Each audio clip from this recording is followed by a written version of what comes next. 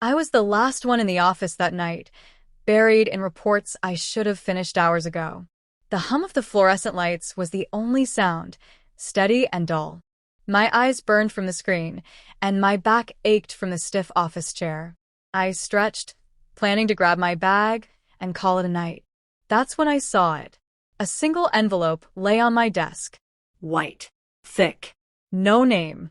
Just an address and a time written in elegant cursive. The handwriting was clean, practiced, too personal to be corporate. I stared at it for a full minute, heart ticking up. There was no sign of who had left it. The cleaners weren't due yet. The building was mostly empty. I looked around. Nothing. No movement, no footsteps. I picked it up, felt the weight. No contents, just the card with that simple message. The time was for tomorrow night, 9:30 p.m., and the address, upscale, a part of town I rarely visited. I slipped the note into my pocket, though I had no intention of going. Not yet. I tried to ignore it. I really did. I got home, threw the note on the counter, and went straight to the shower. But as the water ran down my face, I kept picturing that handwriting, that quiet confidence in the way the letters curved. Not desperate. Not rushed. Intentional. I didn't sleep much. The next morning, I noticed something: perfume. Faint, but definitely there. It wasn't from anyone I worked closely with. We weren't that kind of office. Most people kept to themselves. But it lingered on the note, delicate, like jasmine. It made the whole thing feel more deliberate. I went through the day in a haze. Kept watching the door, hoping someone would glance my way, give themselves away. But no one did. Everything felt normal, routine. My boss, Daniel, came by once to ask about the quarterly figures. His usual cool tone, nothing strange in his expression. His wife, Lena, had been in 2 days earlier, briefly. She always stood out. Regal, maybe even cold, but in a graceful way. I remembered her lipstick, the red that never smudged. The way she looked right through people. I didn't let myself consider it. That she might have left the note. It didn't make sense. But as the hours passed, I couldn't shake the feeling. By 8 p.m., I was still at my desk, staring at a screen I wasn't reading. The note was back in my pocket. I hadn't told anyone about it. What would I even say? That someone had invited me to what? A setup? A prank? A trap? I almost convinced myself not to go. But at 9, I was in my car, driving through a part of town with buildings that had doormen and valets. I parked a block away, trying not to overthink. I walked up to the building slowly, half hoping I'd be stopped or turned away. But the concierge barely looked at me, gave a polite nod when I told him the suite number, as if he was expecting me. The elevator was silent. I checked my reflection in the mirrored walls. I didn't recognize myself, hair slightly messy, shirt wrinkled from the day, jaw tight with nerves. When I reached the door, I paused.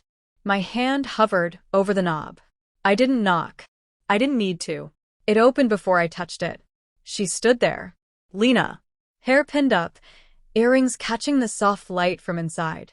A silk robe tied at the waist. Bare feet. No smile, no expression. Just a quiet nod, stepping aside so I could enter. My heart thundered. Every step I took inside felt surreal. The suite was immaculate. Dim lighting, a faint smell of wine, and something floral. She didn't speak for a long time. Just looked at me, like she was reading me. "You came," she finally said. I nodded, unsure of what to say. I waited for an explanation. A reason.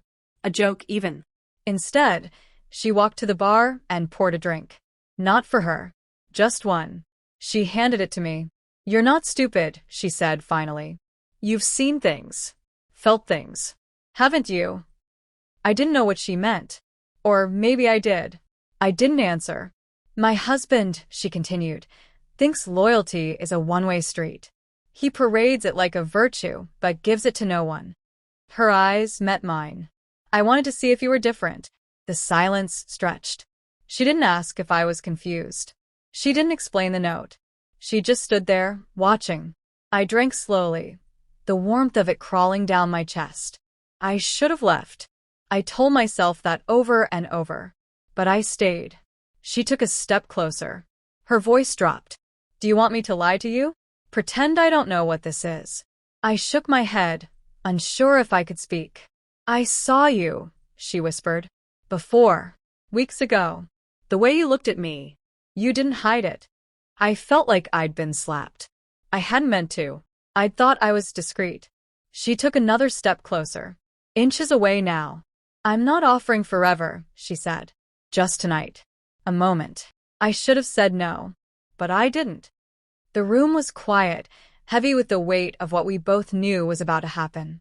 She moved like she wasn't uncertain, like this wasn't the first time she decided how something would unfold. I followed, not because I was sure, but because some part of me had already said yes the moment I walked through the door. She poured herself a glass of wine and sat down, legs crossed, one arm resting casually on the chair. I stood there like an idiot until she gestured to the seat across from her. You've got questions, she said, not as a guess, but a statement. I sat down, heart still racing. Why me? She smiled faintly, eyes narrowing. Because you watch. You notice things. You don't play the office politics game, you don't suck up, and you don't try too hard. That's rare. I never. I started, but she cut me off. You didn't have to. I saw it. You looked at me like you actually saw me. Not the boss's wife. Not the name. Me. I didn't argue. I didn't lie. Because she wasn't wrong. I had noticed her. Every time she came into the office. The way she carried herself. The way she seemed untouchable. It wasn't lust, not just that. It was curiosity. Fascination. She stood up and walked to the window, back turned. Daniel and I haven't been a real couple in years. He cheats. A lot. Not even discreetly. Assistants, clients, strangers. I stayed silent. She turned her head slightly. And when I call him on it, he makes me feel like I'm insane. Gaslights. Dismisses. Tells me it's my fault. That I'm cold. That I'm distant. I didn't know what to say. Everything in my head felt jumbled, out of place. I didn't invite you here to get even, she added. At least not entirely. I invited you because I wanted one thing for myself that wasn't wrapped in him. You don't even know me, I said. She gave a dry laugh. I know enough. I know you walk home when you could drive. I know you eat lunch alone by choice. I know you write notes to yourself on paper, even though we all use screens. I know you pause when someone talks to really listen. That's rare, too. That made something shift inside me. I didn't remember being seen like that before. Not in years. She walked back toward me slowly, each step deliberate. I'm not asking you for anything complicated. Just honesty. Just this moment. I didn't stop her when she leaned down. Her hand brushed my face. Lightly. Like she was memorizing it. Our kiss wasn't hungry. Not desperate. It was slow. Careful. Like she wanted to know if I would flinch. I didn't. I closed my eyes and let it happen. We moved from the living room without words. Her hands undid the buttons on my shirt, one by one, like she had all the time in the world. I moved with her, uncertain but willing. Every movement was intentional, delicate. It didn't feel like cheating. It felt like crossing into something unspoken but long awaited. She didn't ask for more than I could give. She didn't rush anything. When we touched, it was with a kind of intensity one hadn't felt before. No performance. Just presence. She watched me, eyes locked, as if making sure I stayed with her in every second. We didn't speak much after. She lay beside me in silence, fingers trailing across my chest like she was drawing something invisible. My thoughts were loud. The weight of what we did hadn't hit me yet. Not completely. But I didn't regret it. I don't expect this to be more than what it is, she said quietly. But I needed it. I needed you. I turned to look at her. And what about tomorrow? She gave me a look that said she'd already accepted the answer. Tomorrow, we pretend nothing happened.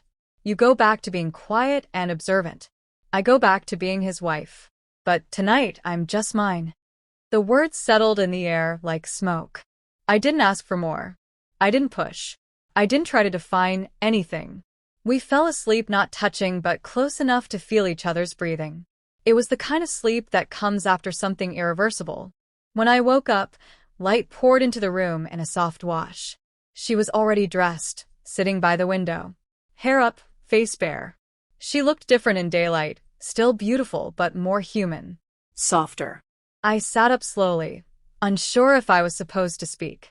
She turned to me with a slight smile. You should go, before it feels like something it's not. I nodded. She wasn't being cold, just real. I dressed in silence. She didn't move from her chair. As I reached the door, she finally said, "Thank you." I paused. For what? For showing up. For not pretending. I didn't know how to respond, so I didn't. I walked out into the hallway, heart pounding with something I couldn't name. Shame. Excitement. Confusion. All of it. In the elevator, I stared at my reflection again. I looked the same. But I wasn't. Something in me had shifted. Something I hadn't expected to give was now gone, left behind in that suite with her.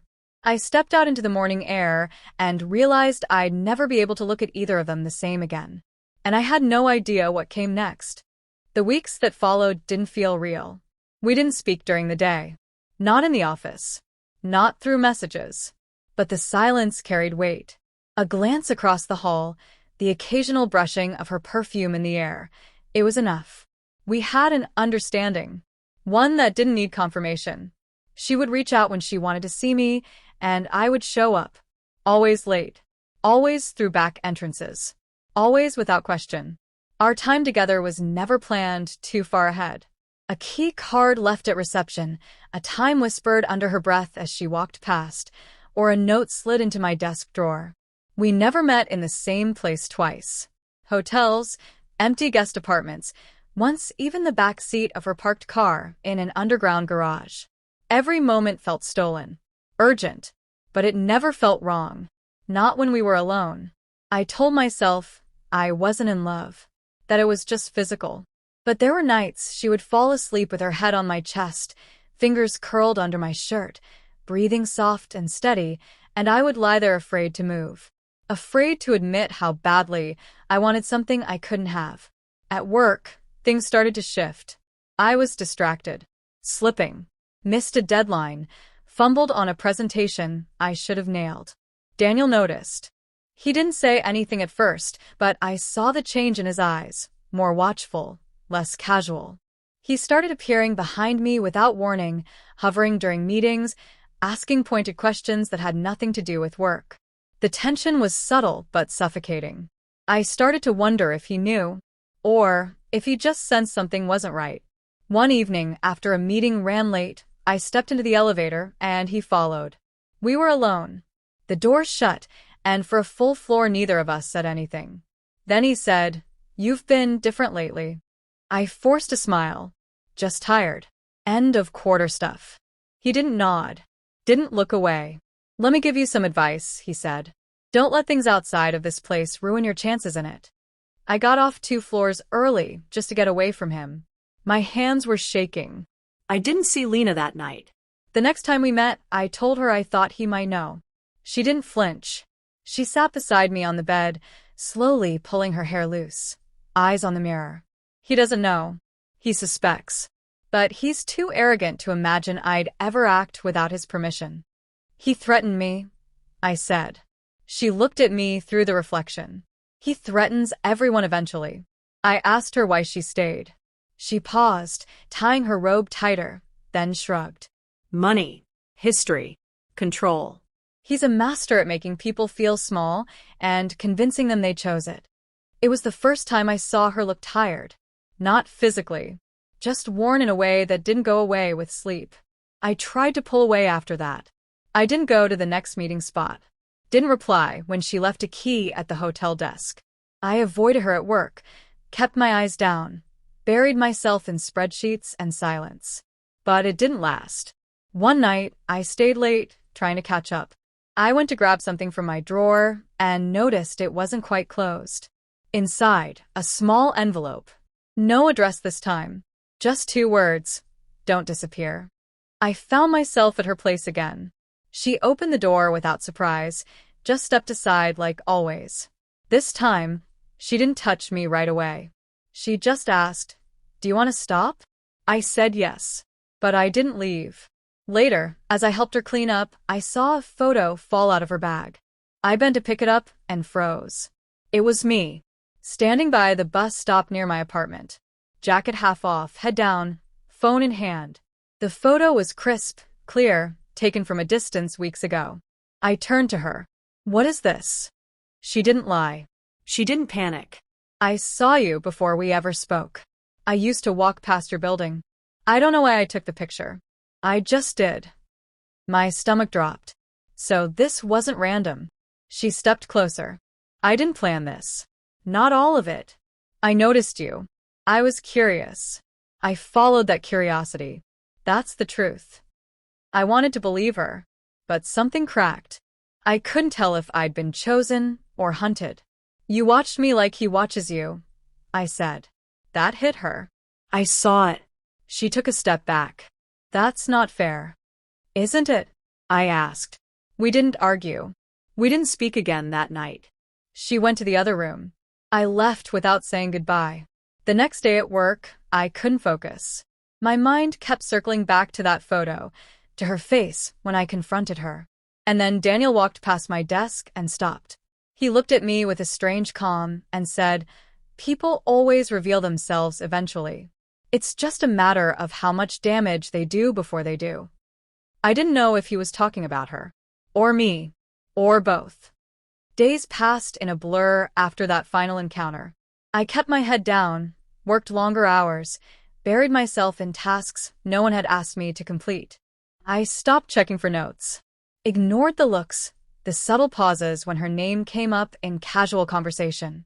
Whatever we'd had, it had shifted into something I couldn't name and no longer trusted. I wasn't sure who I'd been to her, or who she had become to me, but I knew I couldn't carry it forward. One evening, close to midnight, I received a message from a number I didn't recognize. Just coordinates. A park on the edge of town. No words, no time. I stared at the screen for 20 minutes before deleting the message and turning off my phone. I didn't go. The next day at the office, Daniel held a meeting. Nothing unusual on the surface, just updates, performance reviews, the usual business language. But as he wrapped up, he paused and looked directly at me. "Trust is the currency here," he said to the room, but not really to the room. And the moment someone forgets that, they lose their value. It was a warning, sharp and quiet. Everyone else nodded like they hadn't heard it. I left early. That night, Lena showed up at my apartment for the first time. I opened the door before she knocked. I'd seen her coming through the peephole. She looked different. Flat shoes, no makeup, hoodie and jeans. It was the most human I'd ever seen her. She didn't ask to come in. She just said, "He knows." I let her inside, locking the door behind us. She paced my small living room like she'd done it before. I waited. "I think he's known for a while," she said. "But now he is proof. Or thinks he does." "What kind of proof?" "Maybe the hotel footage. Maybe the cameras in our apartment. Maybe the look on your face every time you pretend not to know me." I sat down, trying to steady my thoughts. "What happens now?" "I don't know," she said. "But he's not the kind of man who lets things go." "Then why come here?" She looked at me, eyes tired. "Because I had to see you one last time before it all breaks." I wanted to ask her what she meant, but part of me already knew. She wasn't here for comfort. She wasn't here to start again. This was her exit. "I'm leaving him," she said. "I already packed. He just doesn't know it yet." "You think he'll let you?" "No," she said, without hesitation. "But I don't care anymore." I walked her to the door. She kissed me, once, without passion, just finality. "You are the only real thing in the middle of all this," she said. "But real doesn't always mean lasting." She left and I didn't follow. The fallout came fast. Within 2 days, I was called into HR. No accusations, just a restructuring talk, a sudden shift in company direction. My role was being eliminated. Effective immediately. No explanation, no reference, just a severance check and a form to sign. Daniel didn't look at me when I passed his office. But he didn't need to. The message was clear. He didn't scream. He didn't confront. He erased. I spent the next week in my apartment, curtains drawn, not sure who to call or what to do. Lena didn't reach out. I hadn't expected her to. The last time had already been the end. One night, a letter arrived. No return address. Inside was a single photo, me and Lena, sitting together at a cafe weeks ago, her hand brushing mine, both of us unaware of the camera. On the back, in her handwriting, I wanted one memory that wasn't a secret. I burned the photo. Not out of anger, but necessity. Months passed. I picked up part-time work, gigs here and there. Nothing stable. My old colleagues didn't reach out. Some didn't know the truth. Others did and pretended they didn't. That's how things go. Nobody wants to be near a story that smells like scandal. I saw Daniel once, by chance. A corporate event. I wasn't invited.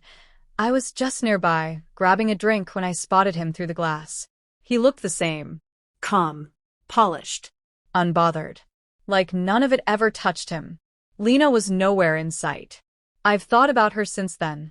Not with regret, but with a strange kind of sadness. She wasn't what I expected. Neither was I. We became something sharp and short-lived, something that came out of loneliness and a need to be seen. I can't say I hate her, but I'll never go back to who I was before her. Sometimes, when I walk through the city at night, I imagine she's doing the same somewhere else. Free, maybe. Or just as lost as I was. Maybe we both mistook each other for answers. But she gave me something I didn't know I needed. The understanding that desire can be both beautiful and destructive, that being chosen doesn't always mean being valued, and that not all exits come with a door. It ended the way it had to. Quiet. Without closure. Just memory.